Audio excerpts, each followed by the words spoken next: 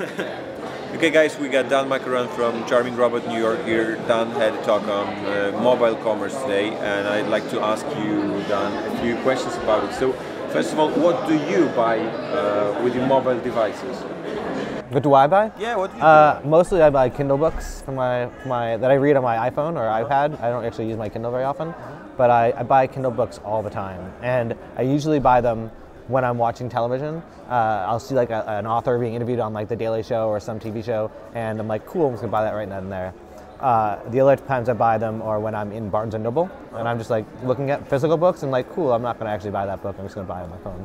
That's probably so what I buy the most. Take the paper and then you buy it Yeah. online. The other thing I probably buy more than anything else are airline tickets or car reservations, mostly because if I have to reserve a car, I usually forget to do it and do it the last minute, and so I can just do it through the Hertz app. Okay, so this is just because you have no time, you do it just in time, just when you arrive at something. Okay, so tell me something about the m-commerce as a term, because you know, it was just like a few years ago when e-commerce popped up, you know, like 10 years or something like that. And now we talk about m-commerce. What is this? Why we should talk about it? What should we know about it? Well, I think that there was a lot of hesitation about m-commerce or mobile commerce when phones first came out, because I think there was a lot of belief that people weren't going to buy on their phones. I certainly was of that camp. I was like, no one's ever going to like make a major purchase on their phone.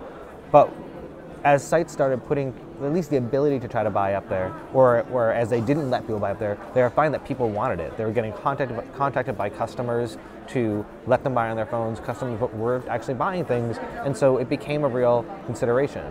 So what used to happen was sites would either just not do a mobile site, and they would just hope for the best, or they would kind of use a template that like Magento gave them, and that template wasn't particularly well designed, but it had the functionality in it, and so even if that was working, people were like, okay, maybe we could be really making money on here, and we're leaving money on the table. So hence like a real big focus on strategically thinking about how people are going to buy things on a phone. Okay, you said buy many times. Yeah. Remember the first e-commerce approach, like from mid-90s? E-commerce meant just a web page with your offer. That's it. If you wanted to buy, you had to go to the store. Sure. Yeah. Or I worked on a site in like 1997 where we actually let people fax in their orders from the site. So yeah, so you'd like fill out a form like, oh, I want to buy.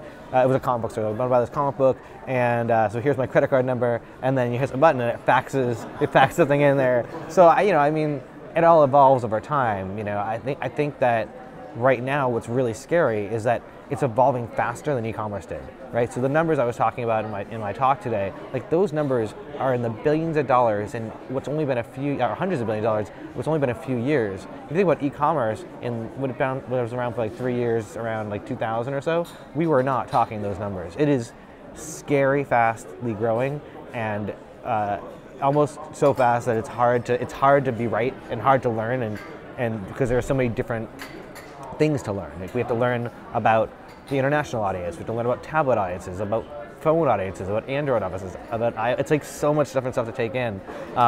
So it's exciting, but it's also, you know, there's a lot to be done. Huge money standing behind it, because Google said that if you don't have a mobile version of your web page, then it means just like you shut off your you close your store for a day, you know.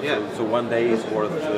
It's embarrassing. It's embarrassing if someone doesn't have a mobile, because like we live in a world where, you know, so many people are just on their phones all day, and you know, in the U.S. it's even less so than it is, you know, the rest of the world, and yet people aren't thinking about it. It's like they just don't care, and I don't think it's that they really don't care. I just don't think they understand. And it's hard to convince someone who considers themselves a user or thinks they understand their user that they should be thinking about something else. And the best way I found to convince them is through data.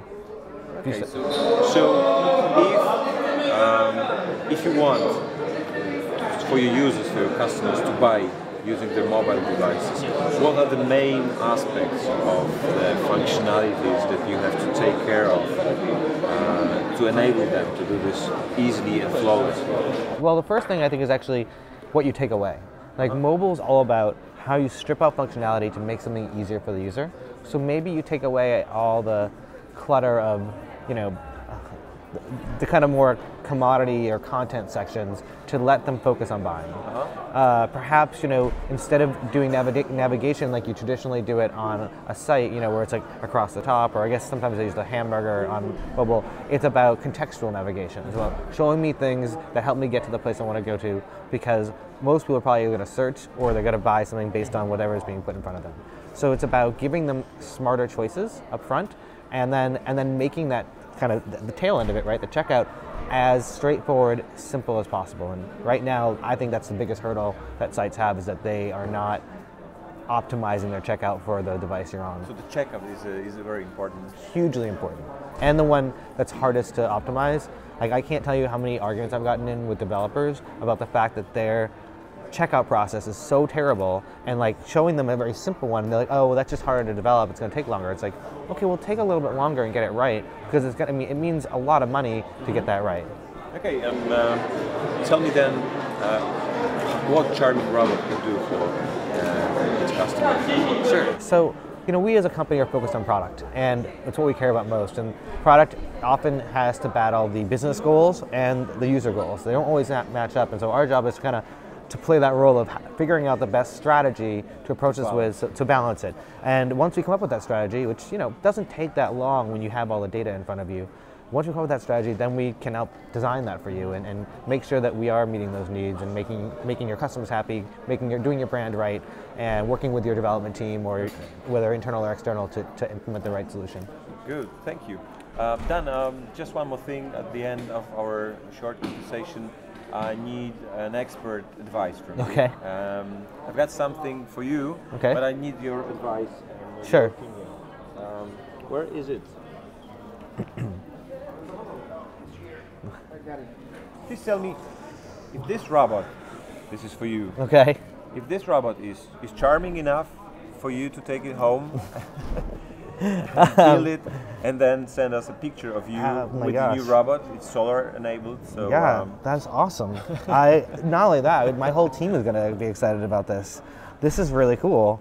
This is a small gift for us. Thank you so much. Just to remind you this meeting and this conference, and I hope that maybe if it's not already there at your desk, maybe it will start your collection of robots from all around the world. I collect robots in the office, so this is an awesome addition to it. Good. Thank you so much. I'm so glad. That's so great. Thank you very much. Thank you very much, man. Appreciate it. Yeah, of course. Thank you. Thanks. Of course.